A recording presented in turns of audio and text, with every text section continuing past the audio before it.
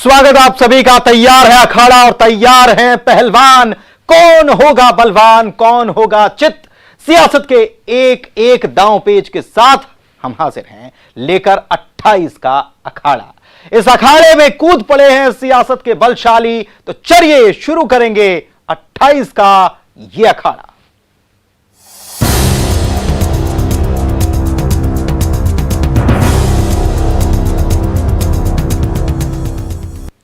मैं भी बनूंगा मर्यादा पुरुषोत्तम। जी हां, इंदौर उपचुनाव का सियासी संग्राम जारी है और इस बीच बीजेपी के जवाब में कांग्रेस ने भी तैयारी कर ली है। कैंपेन शुरू कर दिया गया। मैं भी शिवराज के जवाब में कांग्रेस का जवाब क्या है? मैं भी बनूंगा मर्यादा पुरुषोत्तम। कांग्रेस ने कमलनाथ को मर्यादा पुरुषोत्तम बता दिया है। प्रदेश सचिव राकेश सिंह ने इसको लेकर पोस्टर जारी किया है। उपचुनाव से पहले चर्चाओं में है ये काफी कांग्रेस का ये पोस्टर। साधु शैतान के बाद पोस्टर के बाद ये पोस्टर जारी किया गया। तो जवाब दिया गया 28 के अखाड़े में। कैसी कैसी लड़ाई देखिए। ये लड़ाई है सत्ता हरण की और मैं भी बनूंगा मर्यादा पुरुषोत्तम। ये कैंपेन शुरू कर दिया गया। कांग्रेस की तरफ से जवाब दिया गया। मैं भी शिवराज जो कैंपेन बीजेपी ने शुरू किया था और बीजेपी ने शुरुआत वहां से की थी कि भूखे नंगे कांग्रेस की तरफ से कह दिया गया शिवराज को। तो उसके बाद मैं भी शिवराज करके बीजेपी के हर कार्यकर्ता ने ये डीपी लगा ली। अब उसका जवाब मैं भी बनूंगा मर्यादा पुरुषोत्तम। इधर प्रदेश की राजनीति में साधु शैतान के बाद मर्यादा पुरुषोत्तम की एंट्री हो गई। बीजेपी के मैं भी शिवराज कैंपेन के जवाब में कमलनाथ ने मैं भी बनूंगा मर्यादा पुरुषोत्तम कैंपेन की शुरुआत कर दी है। कांग्रेस का यह पोस्टर बीजेपी के साधु शैतान वाले पोस्टर के बाद जारी किया गया है। इस पोस्टर के जरिए उसने बीजेपी को सत्ता हरण करने वाला रावण बताया है और कांग्रेस ने कहा कि उपचुनावों की लड़ाई सत्ता हरण करने वाले रावण और मर्यादा पुरुषोत्तम के बीच है। आपको बताएं कि सीएम शिवराज सिंह ने कल कमलनाथ पर निशाना साधते हुए इस कैंपेन की शुरुआत की थी। उन्होंने कहा था कि अगर गरीब होना गुनाह है तो मैं भी शिवराज। और इस कैंपेन की शुरुआत होने की जानकारी बीजेपी प्रदेश अध्यक्ष वीडी शर्मा ने ट्विटर पर दी थी। और इस बीच उपचुनाव से पहले कांग्रेस को झटका लग गया। हालांकि पहले झटके लगातार लगे लेकिन एक और झटका कहीं भारी तो नहीं पड़ रहा। कांग्रेस पिछड़ा वर्ग प्रकोष्ठ के महासचिव राजेंद्र गुर्जर ने कांग्रेस का हाथ छोड़ दिया, बीजेपी का दामन थाम लिया। गुर्जर ने कांग्रेस पर ओबीसी वर्ग और टिकट वितरण में उपेक्षा के आरोप लगाए। सिंधिया से मुलाकात के बाद दिल्ली में बीजेपी की सदस्यता भी ले ली। बताएं कि प्रदेश में 28 सीटों पर 3 नवंबर को वोटिंग है और 10 नवंबर को नतीजे आने। और बात अब एक अखाड़े की। 28 सीटों पर अखाड़ा सजा हुआ है और इनमें से एक सीट है अंबाह की। उपचुनाव के ऐलान के साथ ही एमपी में सत्ता की लड़ाई चरम पर है और ऐसे में आरोप प्रत्यारोप के बीच क्या है अंबाह का सियासी गणित, आपको बताते हैं इस रिपोर्ट के जरिए। मुरैना की अंबाह सीट की बात करें तो इस सीट पर जातिगत समीकरण का जादू नहीं चलता। यहाँ से पार्टी और उसके प्रत्याशी की छवि पर वोटर अपनी मुहर लगाते हैं। इस बार चुनावी मैदान में बीजेपी से कमलेश जाटव और कांग्रेस से सत्यप्रकाश सखवार हैं। अंबाह सीट के चुनावी इतिहास की बात करें तो साल 2003 में यहाँ से बीजेपी के बंशीलाल जाटव जीते थे। वहीं 2008 में बीजेपी से ही कमलेश जाटव जीते थे। 2013 में बसपा के टिकट पर चुनाव लड़कर सत्यप्रकाश सखवार जीते थे, जबकि साल 2018 में कांग्रेस के कमलेश जाटव जीते थे। अब सियासी पाला बदलने के बाद अंबाह में उपचुनाव हो रहे हैं। अंबाह के वोटर्स की बात करें तो यहाँ कुल वोटर्स की तादाद 2,22,797 है, जिनमें पुरुष वोटर की संख्या 1,19,697, महिला वोटर्स की संख्या 1,03,096 है। वहीं थर्ड जेंडर वोटर की संख्या की अगर बात की जाए तो यहाँ पर ये सिर्फ 4 है। अंबाह सीट पर दल और उसके प्रत्याशी की छवि काम करती है। मुद्दों की बात करें तो बुनियादी सुविधाएं, शिक्षा और बेरोजगारी यहाँ का अहम मुद्दा है। ये सीट नरेंद्र सिंह तोमर के प्रभाव वाली मानी जाती है, लेकिन पिछले कुछ समय से उनका असर कम हुआ। अंबाह विधानसभा सीट अनुसूचित जाति के लिए सुरक्षित है। बीजेपी कांग्रेस दोनों को अपनी जीत पर यहाँ यकीन है। बीजेपी कहती है कि पार्टी सबका साथ सबका विकास में विश्वास रखती है और उनके उम्मीदवार जरूर जीतेंगे। वहीं कांग्रेस का कहना है कि पार्टी से गद्दारी करने वाले लोगों को जनता सबक जरूर सिखाएगी। देखिए, भारतीय जनता पार्टी संगठन की शक्ति और विकास की मंत्र के साथ में मैदान में है। तो अम्बाह में हम विजय हासिल करेंगे। अपने जो विकास कार्य हैं, जो हमने अभी शुरुआत की हैं पिछले 5 महीने के दौरान शिवराज जी के नेतृत्व में, लगातार प्रधानमंत्री नरेंद्र मोदी जी की योजनाओं का लाभ जो वंचित किया था कमलनाथ जी ने, वो फिर शुरू हुआ है। तो स्वाभाविक है कि अम्बाह की जनता पिछले 15 महीने कांग्रेस के कमलनाथ सरकार को देख चुकी है, भोग चुकी है, झेल चुकी है। आशीर्वाद भाजपा को देगी। देखिए, कांग्रेस की स्थिति सभी जगह अच्छी है। जहाँ पर भी इस क्षेत्र में ट्रायंगुलर फाइट है, पहले भी होती रही है और पहले भी कांग्रेस ने इसका सामना किया और कांग्रेस के पक्ष में यहाँ पर परिणाम आए। इस बार भी परिणाम कांग्रेस के पक्ष में आएंगे। ये आपकी बात सही है कि यहाँ पे लोग थोड़े जो है पार्टी लाइन पर सोचते हैं। तो पार्टी लाइन में जो है आज जिस तरीके से भारतीय जनता पार्टी के लोग, इनके नेता दलितों पर अत्याचार कर रहे हैं, उन्हें सता रहे हैं, तो उनके सामने एक विकल्प है सीधा कि किसी राष्ट्रीय पार्टी के छाते में वो आए, वो हमारे पास आएंगे। सीट को जीतने के लिए बीजेपी और कांग्रेस दोनों ने अपनी पूरी ताकत लगा रखी है। ऐसे में देखना होगा कि जनता आखिर किसे चुनती है। न्यूज़ 18 के लिए अम्बाह से दुष्यंत सिकरवार के साथ भोपाल से मनोज राठौर की रिपोर्ट। और इधर मध्य प्रदेश के महासंग्राम के लिए उपचुनाव का बिगुल बजते ही सियासी लड़ाई शुरू हो गई। और ऐसे में क्या है सांवेर का सियासी गणित, आपको बताते हैं इस रिपोर्ट के जरिए।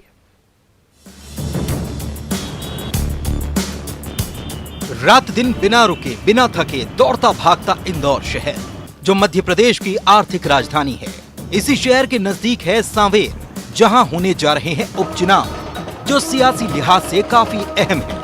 वजह, यहां से बीजेपी की ओर से मैदान में है शिवराज कैबिनेट के मंत्री तुलसी सिलावट और कांग्रेस की तरफ से मैदान में है दबंग दलित नेता, पूर्व सांसद और पूर्व विधायक प्रेमचंद गुड्डू।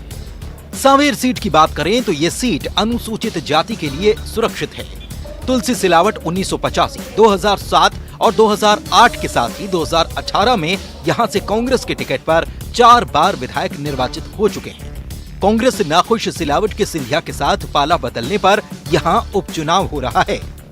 प्रेमचंद गुड्डू 1998 में इसी क्षेत्र से कांग्रेस के विधायक चुने जा चुके हैं। इस सीट की खासियत ये भी कि यहां से ज्यादातर बाहरी प्रत्याशी ही जीते हैं। सांवेर विधानसभा क्षेत्र में संघ परिवार का काफी प्रभाव है। बीजेपी की पूर्ववर्ती पार्टी भारतीय जनसंघ 1967 में भी यहां से दीपक चिन्ह पर चुनाव जीत चुकी है। तब जनसंघ के बाबूलाल राठौर यहां से जीते थे। 1980 से 2018 तक यहां से बीजेपी की ओर से केवल सोनकर परिवार के सदस्य ही चुनाव लड़े हैं। 2003 में यहां से बीजेपी के प्रकाश सोनकर जीते, जबकि 2007 में प्रकाश सोनकर के आकस्मिक निधन के चलते इस सीट पर उपचुनाव हुआ और तुलसी सिलावट की जीत हुई। 2008 में फिर दोबारा तुलसी सिलावट की जीत हुई। वहीं साल 2013 में यहां से बीजेपी के राजेश सोनकर विजयी हुए। 2018 में हुए चुनाव में फिर तुलसी सिलावट ने जीत दर्ज की। सांवेर सीट पर मुद्दों की बात करें तो बुनियादी सुविधाएं और बेरोजगारी यहां का काफी अहम मुद्दा है। इंदौर में मेट्रो का काम शुरू हो चुका है। यही वजह है कि मेट्रो रेल का मुद्दा सांवेर उपचुनाव में उठने लगा है। लोगों की मांग है कि इंदौर मेट्रो को सांवेर तक चलाया जाए। खराब सड़कें भी यहाँ की बड़ी समस्या है। विधानसभा में दर्जनों गांव शामिल हैं और अधिकांश की सड़कें खराब हैं। गांव की आपस में कनेक्टिविटी और मुख्य मार्ग से जोड़ने के लिए सड़कें तो बनाई गई, लेकिन रखरखाव ठीक न होने से वो जर्जर हैं। इंदौर जाने वाली कान्ह नदी का दूषित पानी भी यहाँ का बड़ा मुद्दा है। क्षेत्र में स्वास्थ्य और शिक्षा से जुड़ी सुविधाएं भी कम हैं। क्षेत्र में बड़े सरकारी अस्पताल की दरकार है। सांवेर में पानी की टंकियां भी बनाई गई, लेकिन उसमें पानी की सप्लाई नहीं होती। सांवेर के वोटर्स की बात करें तो यहाँ कुल वोटर्स की तादाद 2,64,271 है, जिनमें पुरुष वोटर की संख्या 1,35,523 और महिला वोटर की संख्या 1,28,746 है। थर्ड जेंडर वोटर्स की संख्या सिर्फ 2 है। पिछले विधानसभा चुनाव में मतदान प्रतिशत यहाँ करीब 80.97% था। जातिगत आंकड़ों के लिहाज से यहाँ दलित समाज के अलावा खाती, धाकड़, कलोता और राजपूत समाज का वर्चस्व है। सांवेर सीट पर दलितों और खाती समाज के लोग लगभग बराबर हैं। सांवेर का रण जीतने के लिए दोनों ही पार्टियों के नेता जमीन की खाक छान रहे हैं। वहीं जब पूर्व मंत्री जीतू पटवारी ने सांवेर में प्रचार के दौरान एक बुजुर्ग महिला से कमलनाथ सरकार के कामकाज के बारे में पूछा तो महिला ने टका से जवाब दिया था कि कांग्रेस सरकार में कई कमियां थीं। हमारी दादी है, मैं इनसे पूछना चाहता हूँ, ईमानदारी से बताना, आपको मेरी सौगंध है, मैं पोता हूँ आपका। कमलनाथ की सरकार की क्या क्या कमियां हैं बताओ। बहुत कमियां थी। जैसे? बहुत कमियां थी कमलनाथ की सरकार में जैसे? बहुत से मैं ये तो याद नहीं बना। बहुत चुनावी शोर के बाद अब देखना होगा कि सांवेर की जनता किस पर आखिर मुहर लगाती है। सांवेर से अरुण त्रिवेदी के साथ bureau report, news 18। Madhya Pradesh में 28 सीटों पर होने जा रहे उपचुनाव में बीजेपी, कांग्रेस के अलावा बसपा प्रत्याशी भी मैदान में दमखम दिखा रहे हैं। ग्वालियर चंबल में अच्छा खासा जनाधार रखने वाली बसपा साल 2018 के चुनाव में भले ही सीट पर जीत तो हासिल नहीं कर पाई, लेकिन ग्वालियर चंबल अंचल में नतीजों को प्रभावित करने में बसपा की निर्णायक भूमिका रही थी। अब उपचुनाव में एक बार फिर से बसपा जीत की आस के साथ मैदान में उतर रही है, तो बसपा के मैदान में हुंकार भरने से नतीजों के एक बार फिर से प्रभावित होने की संभावनाएं ये ऐसी थी जहां बसपा प्रत्याशियों को 15,000 से 40,000 तक वोट मिले थे। ग्वालियर चंबल की जिन सीटों पर चुनाव होने हैं उनमें मेहगांव, जोरा, सुमावली, मुरैना, दिमनी, अंबा, भांडेर, करेरा और अशोकनगर सीट पर बसपा पहले के चुनावों में जीत हासिल कर चुकी है। और वैसे भी मध्य प्रदेश में हमने देखा कि सामान्य तौर पर 2 दलीय व्यवस्था है, जहाँ मुख्य रूप से भारतीय जनता पार्टी का मुकाबला कांग्रेस पार्टी से होता है, और वो गैप इतना अधिक है मतों के अंतर का कि कांग्रेस कहने को जरूर दूसरे नंबर पर आती है कई जगह, लेकिन वो मतों का अंतर और प्रतिशत बहुत ज़्यादा होता है। तो इसलिए बसपा जरूर अनुमान लगाए, ख्याली पुलाव पकाए, उनको पूरा अधिकार है। आपको ये भी स्मरण होगा कि एक और पार्टी, समाजवादी पार्टी, उन्होंने तो मध्य प्रदेश में ट्विटर पे विज्ञापन दिया ऑफिशियल हैंडल पे कि जिसको कैंडिडेट बनना है हमारा नंबर है। तो ये स्थिति मध्य प्रदेश में है। तो यहाँ मुझे नहीं लगता कि भारतीय जनता पार्टी को किसी प्रकार की चिंता है, और बसपा अपना काम कर रही है, हम हमारा काम कर रहे हैं। मुरैना में बीजेपी की हार में बसपा की मौजूदगी सबसे बड़ा कारण रहा था। इसके साथ ही पोहरी, जौरा, अंबा में बसपा के चलते भाजपा तीसरे नंबर पर पहुंच गई थी। बसपा ने भले ही 2018 की चुनाव में नतीजों को प्रभावित किया हो, लेकिन भाजपा और कांग्रेस दोनों ही पार्टियां उपचुनाव में बसपा की 28 सीटों पर जीत की बात को मुंगेरी लाल के हसीन सपने बता रही है। भाजपा कांग्रेस का कहना है कि एमपी में केवल 2 दलों भाजपा और कांग्रेस के बीच ही असली मुकाबला है। बसपा के उम्मीदवारों के खड़े होने से जीत पर कोई असर नहीं पड़ने वाला है। देखिए, जो बस बीएसपी के पास जो वोट बैंक थी वो धीरे धीरे रिड्यूस होकर बिल्कुल ज़मीन पे पहुंच गई, और 2 सीटें ऐसी हैं जो मुरैना की, जौरा और एक और, जिसके कारण से उनकी वोट परसेंटेज दिखाई पड़ती है। वो 2 सीटें भी जीत नहीं पाए वो, तो वो 2 सीटों के कारण जो उनकी वोट परसेंटेज दिखती है, वो पूरे प्रदेश में थोड़ी, प्रदेश में तो हालत वैसी है नहीं। एमपी में बसपा मेन इलेक्शन में भले ही कुछ कमाल नहीं कर पाई है, लेकिन अब उपचुनाव में बसपा को 28 सीटों पर जीत की पूरी उम्मीद है। मेन इलेक्शन में भले ही बसपा सिर्फ 2 सीटों पर जीत दर्ज करा सकी है, लेकिन अब वोट बैंक के सहारे बसपा 28 सीटों पर जीत को लेकर पूरे दमखम के साथ जोर आजमाइश लगा रही है। कैमरामैन अनिल के साथ रंजना दुबे, न्यूज़ 18 भोपाल। और यहां रुक रहे एक छोटे से ब्रेक के लिए, जल्द हाजिर होंगे कुछ और खबरों को लेकर। अखाड़े की खबरें, 28 का अखाड़ा आप देख रहे हैं। ब्रेक के बाद आपका स्वागत है। मध्य प्रदेश में होने वाले विधानसभा के उपचुनाव सियासी तौर पर काफी अहम है। बुंदेलखंड के सागर जिले की सुर्खी विधानसभा सीट ऐसी है जिसके नतीजे इस इलाके की सियासत पर बड़ा असर डालने वाले होंगे।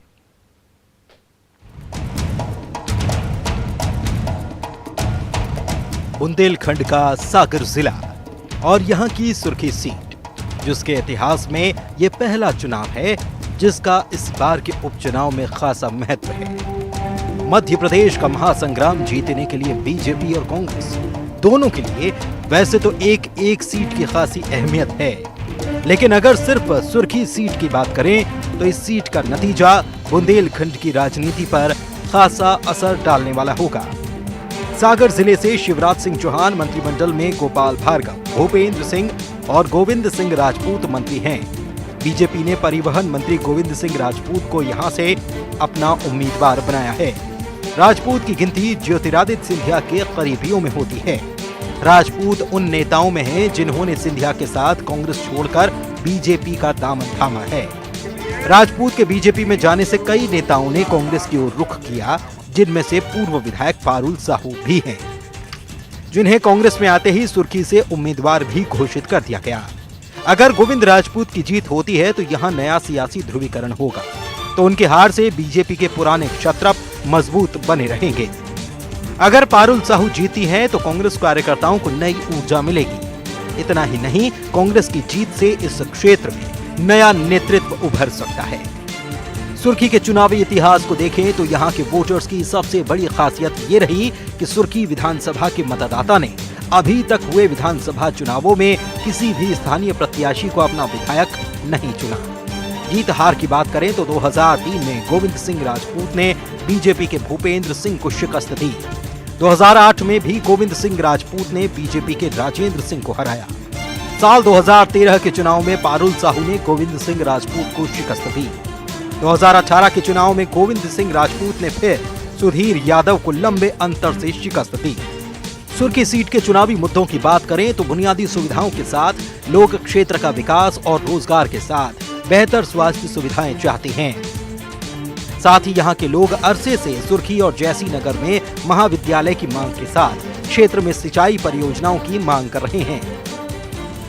सुर्खी के वोटर की बात करें तो यहाँ कुल वोटर की तादाद 2,05,395 है, जिनमें पुरुष वोटर की संख्या 1,11,697 और साथ ही महिला वोटर्स की संख्या 93,685 है। वहीं थर्ड जेंडर वोटर्स की संख्या केवल 13 है।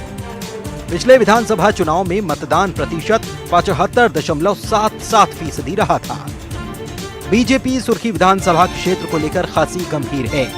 यही कारण है कि पार्टी जहां घर घर तक पहुंचने की कोशिश कर रही है, वहीं दूसरी ओर राजपूत ने मतदाताओं का दिल जीतने के लिए रामशिला पूजन यात्रा निकाली और बीजेपी कार्यकर्ताओं से नजदीकियां बढ़ाने की कोशिश की। इधर पारुल साहू के कांग्रेस में आने से राजपूत के सामने मुश्किलें खड़ी हो गई हैं और अब एक बार फिर राजपूत और पारुल के बीच सियासी मुकाबला है, जिसके चलते सुर्खी प्रतिष्ठा की सीट बन चुकी है। रचित दुबे के साथ ब्यूरो रिपोर्ट, न्यूज़ 18। शिवपुरी जिले की करैरा विधानसभा सीट से बीजेपी प्रत्याशी जसवंत जाटव का मतदाताओं को प्रलोभन देने का एक वीडियो वायरल हुआ है। वीडियो में जाटव एक आदिवासी बस्ती में खुलेआम 10,000 रुपए की घोषणा करके जिंदाबाद के नारे लगवा रहे हैं। वीडियो में जाटव के साथ कोलारस विधायक वीरेंद्र रघुवंशी भी साथ में नजर आ रहे हैं। जिले में आचार संहिता लगी हुई है और ऐसे में प्रलोभन देने का वीडियो सामने आने पर अब सवाल खड़े हो रहे हैं। ये वीडियो मंगलवार की रात का बताया गया। बस्ती के लोगों को यह शिकायत थी कि बीते चुनाव में हमने साथ तो दिया, फिर भी विधायक बनने के बाद एक बार भी जाटव उनका दुख दर्द पूछने नहीं आए थे। वीडियो में कोलारस विधायक ये समझाते हुए दिख रहे हैं कि 15 महीने में ये तो क्या कोई भी ऐसा चमत्कार नहीं कर सकता। बस्ती वालों ने कहा हमने देवी प्रतिमा स्थापित की थी, तब भी बुलाया था, लेकिन ये नहीं आए। इस पर जाटव ने कहा कि आप लोग इस बार देवी प्रतिमा स्थापित करवाओ, 10,000 रुपए मैं दूंगा। अब एक काम करो, अरे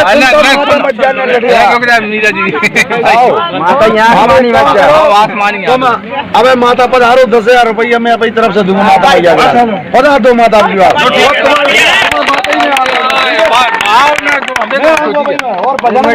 और तू भजन का भाई तुम्हें बदनाम ठीक है भाई साहब। माता मैया बोलो माता। और जसवंत जाटव की शिकायत कांग्रेस करने की तैयारी में इलेक्शन कमीशन में शिकायत की तैयारी कर ली गई कांग्रेस की तरफ से। इलेक्शन कमीशन में कांग्रेस से शिकायत करेगी दुर्गा उत्सव के नाम पर रिश्वत बांटने के आरोप लगाए गए हैं और चंदा देने के नाम पर वोट की अपील की गई और इसी को कांग्रेस मुद्दा बनाकर शिकायत करेगी। कांग्रेस के प्रवक्ता नरेंद्र सलूजा ने इसको लेकर बयान दिया। करेला के भाजपा प्रत्याशी जसवंत जाटव का है, जो दुर्गा महोत्सव के लिए गांव के अंदर 10,000 रुपए की राशि दे रहे हैं, मतदाताओं को प्रलोभन दे रहे हैं, मतदाताओं को धमका भी रहे हैं कि मुझे वोट नहीं दिया गया तो गुत्थी दबा दूंगा। पूरी तरह से प्रलोभन और धमकाने का मामला है। इसकी हम चुनाव आयोग में शिकायत कर रहे हैं और इनके ऊपर प्रकरण दर्ज करने की मांग करेंगे। इनके साथ कोलारस के विधायक वीरेंद्र रघुवंशी भी नजर आ रहे हैं। किस प्रकार से वो भारतीय जनता पार्टी और खुद के नारे लगवा रहे हैं, विजयी बनाने की बात कर रहे हैं, 10,000 के बदले वोट मांग रहे हैं। नेपानगर सीट को लेकर बीजेपी और कांग्रेस ने अपनी ताकत झोंक रखी है। अब मुख्य मुकाबला बीजेपी और कांग्रेस के बीच है। बीजेपी ने सुमित्रा कासडेकर को, जबकि कांग्रेस ने रामकिशन पटेल पर दांव खेला है।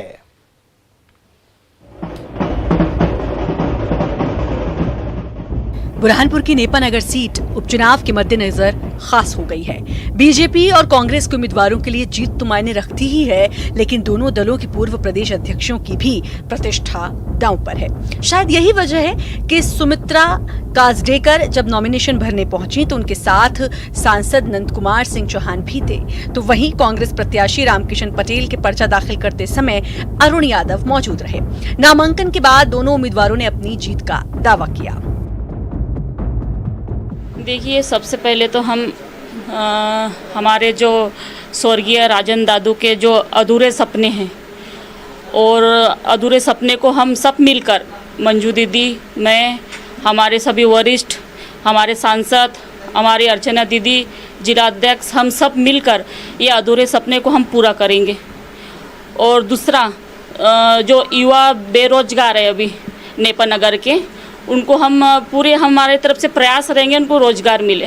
टिकाऊ नहीं टिकाऊ के नारे लेकर हम जनता के बीच में, जो हमारे साथ में हमारे पूर्व विधायक सुमित्रा कासडेकर जी ने जो हमारे मतदाताओं को, हमारे कांग्रेस पार्टी के संगठन को एक धोखा दिया, जिसके लिए हम हमारे कार्यकर्ताओं रात दिन मेहनत करके उनको जिताकर भोपाल भेजा था, उनने हमारे साथ धोखा किया, कांग्रेस पार्टी के साथ धोखा किया। कांग्रेस पार्टी एक माँ के रूप होता है और उन्होंने जो धोखा दिया, जनता कभी उन्हें माफ़ नहीं करेंगे। जीत के दावे अपनी जगह हैं, वहीं वोटर्स के लिए विकास, बेरोजगारी, स्वास्थ्य सुविधा बड़ा मुद्दा है।